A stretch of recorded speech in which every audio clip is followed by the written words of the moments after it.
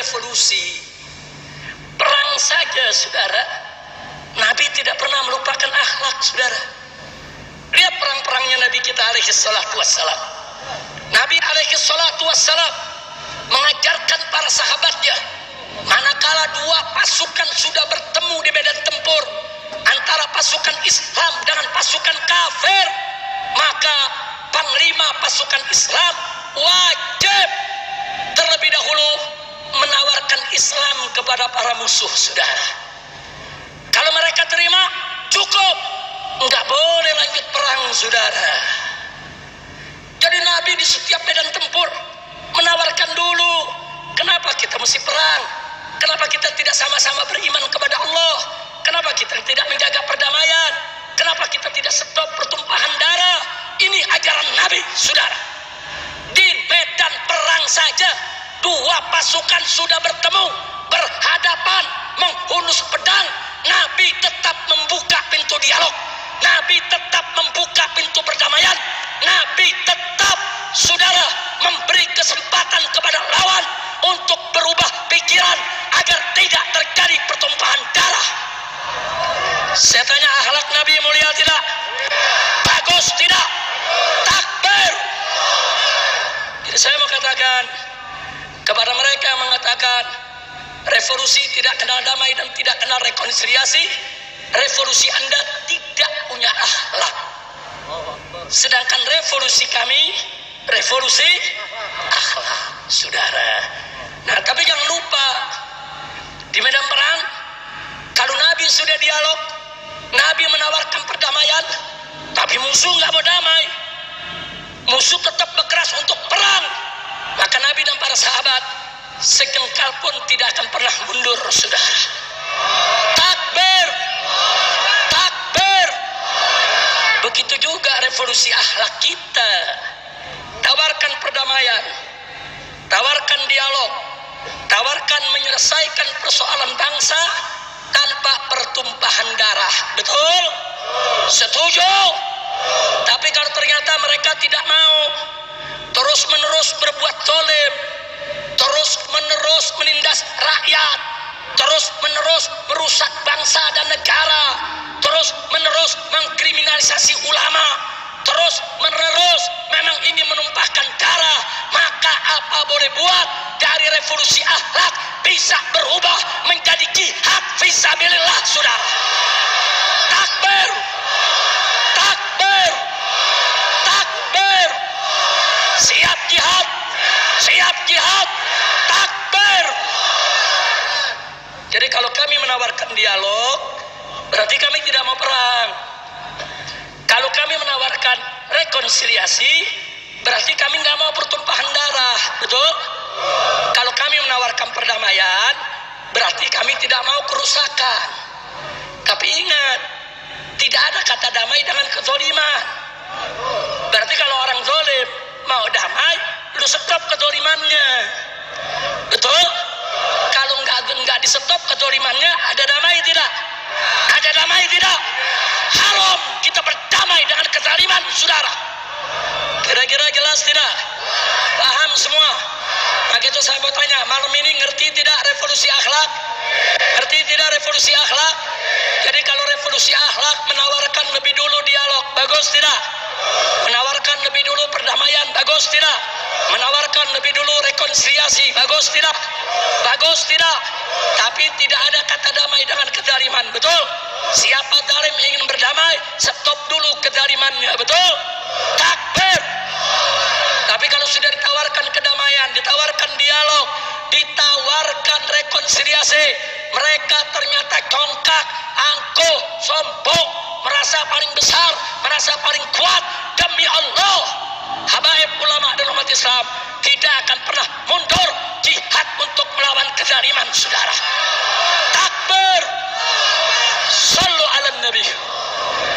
Nah, maka itu, saudara, akhirnya saya kabarkan, insya Allah setelah nanti saya istirahat beberapa hari agar kondisi betul-betul fit, saudara, saya dengan pengurus DPP FPI akan keliling Indonesia. Kita akan datangi setiap provinsi, kita ajak semua umat dan kita akan melakukan koordinasi dan konsolidasi untuk revolusi akhlak. Setuju tidak? Setuju tidak? Jadi jangan coba-coba ada pihak yang menghalangi tabligh akbar kami, yang menghalangi yaitu daripada konsolidasi kami. Karena kali ini kami tidak akan pernah tolerir siapapun yang coba-coba menghalangi tabligh dan pengajian umat Islam. Betul? Betul?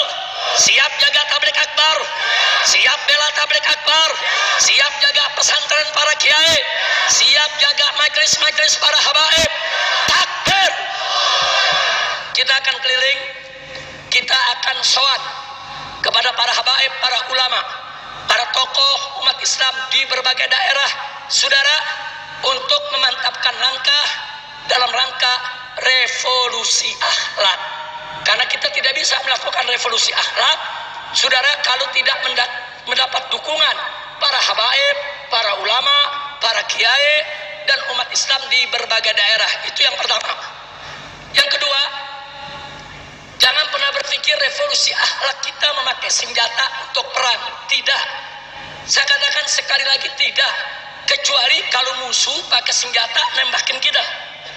Kecuali kalau musuh pakai senjata bunuh kita. Kita angkat senjata, kita perang, saudara. Setuju tidak? Takbir! Tapi kalau musuh menghancurkan kita dengan kata, maka kita akan jawab juga dengan kata.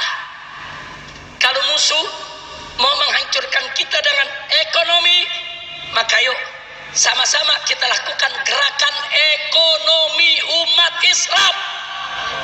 Saudara, kalau umat Islam bersatu dalam ekonomi, saudara, itu naga-naga akan jadi cacing-cacing. Setuju tidak? Setuju tidak?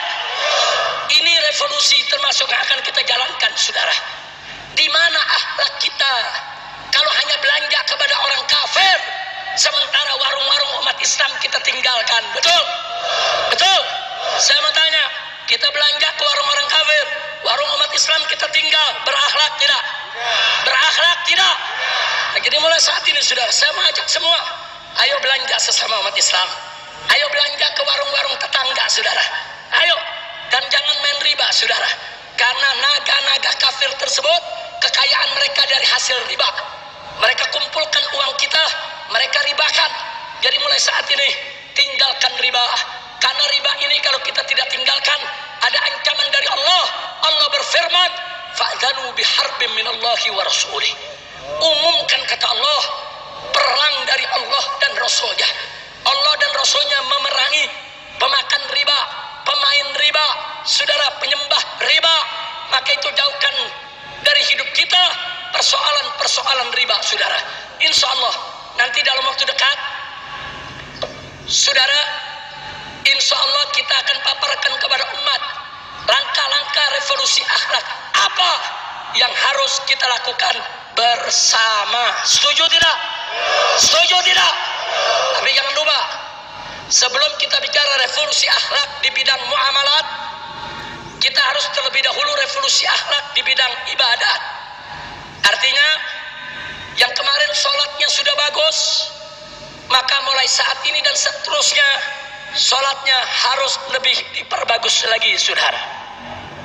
Begitu juga yang kemarin, saudara, sholatnya belum bagus, maka mulai hari ini, saat ini, sholatnya sudah harus bagus, saudara. Jadi tinggalkan segala maksiat, tegakkan semua taat. Itu salah satu syarat mutlak revolusi akhlak, saudara. Tidak ada revolusi akhlak kalau kita tidak sholat. Tidak ada revolusi akhlak kalau kita masih tetap maksiat. Enggak ada revolusi akhlak, saudara, kalau kita tidak mau taat kepada Allah. Betul? Mulai dari diri kita, mulai dari ibadat. Jangan tinggalkan sholat, jangan tinggalkan puasa Ramadan, jangan tinggalkan zakat, saudara. Jauhkan segala kemungkaran dan kemaksiatan. Jauhkan perzinahannya, minuman kerasnya, judinya, saudara, tinggalkan semua. Dan yang tidak kalah pentingnya, jangan bohong. Jangan kita jadikan ciri revolusi akhlak kita, tiada dusta di antara kita. Takbir, takbir, siap jujur, siap amanat, siap tidak ingkar janji. Takbir.